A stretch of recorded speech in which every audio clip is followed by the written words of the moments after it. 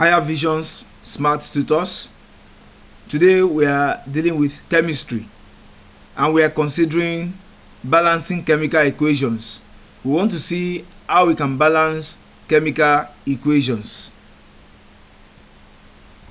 Before we proceed, I want us to realize that we can make A1 in chemistry and of course in any other subjects.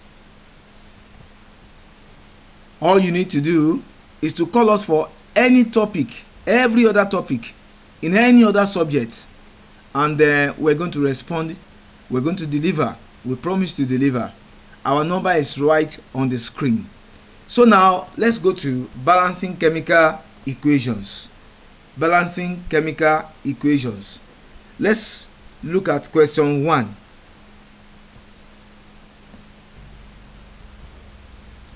In our question 1, we have ammonia combining with oxygen to give us water and nitrogen gas.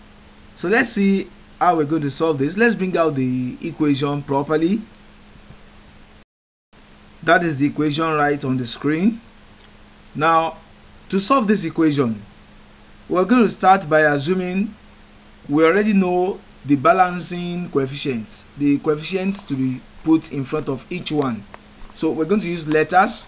So I will use letter A here, letter B here, letter C here, and letter D here. I will now proceed to find A, B, C, and D. Now, how do we do that? To find A, B, C, and D, we consider each of the elements one after the other. So let's consider the first element, which is nitrogen here, nitrogen. So I'm going to write nitrogen. How many atoms of nitrogen do we have here? It's going to be this, the subscript of nitrogen is 1. You know, it's 1 here, even though it's not written. So that 1 multiplied by the number in the far front by the left. 1 subscript multiplied by the number in the front, 1 times A. That's going to be A. No other hydrogen and nitrogen on this side. So I will proceed to the other side. So A is equal to, on the other side the nitrogen is here, the subscript of nitrogen multiplied by the number in the far front, that is 2 times D, that is 2D. Okay, that's all about nitrogen. We proceed to hydrogen. Hydrogen now. For this side, we have hydrogen as having subscript M3. So 3 times the number in the far front, that's 3 times A. That gives us 3A. There's no other hydrogen on this side. So we'll go to the other side. On the other side, we have hydrogen here with subscript 2. So 2 times the number in the far front, 2C. 2 times C. That is 2C. That's all about hydrogen. No other hydrogen on this side. We go to oxygen now. For this reactant side, oxygen is having subscript M2, multiplying the number in the far front, that is 2 times B. That gives us 2B. That's equal to, on this other side here, what is oxygen? The subscript of oxygen is 1, that is here, and that 1 multiplies the number in the far front, C. That's 1 times C. That gives us 1C, which is ordinary C. We label this equation 1. We label this equation 2. And we label this equation 3. So we have 3 equations now. To solve these simultaneous equations, we're not going to go the conventional way, the way we do in mathematics. We're not going to solve it that way. We're going to make it pretty easy. So what we're going to do is that we're going to assume we know one of the letters.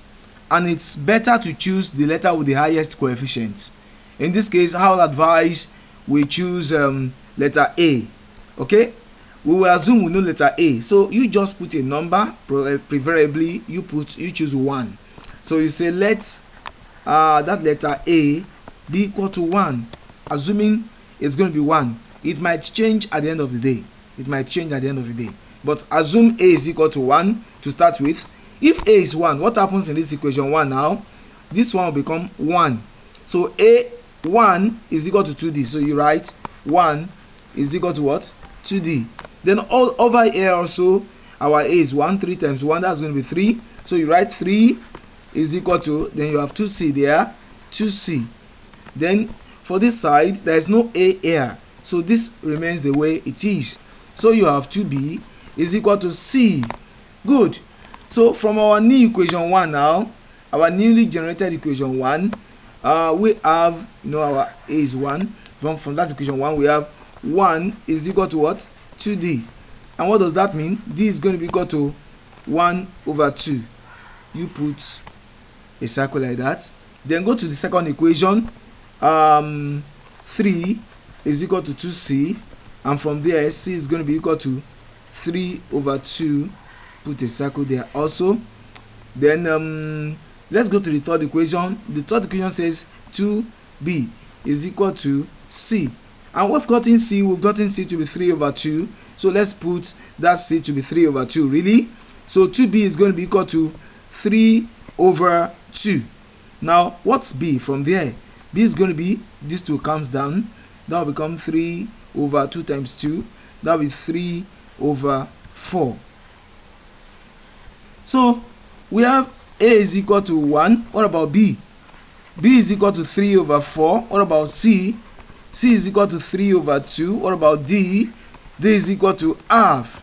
If you look at all these numbers, the answers here, the LCM of the denominator is, this one has denominator 1, denominator 4, denominator 2, denominator 2. The LCM of the denominator is 4.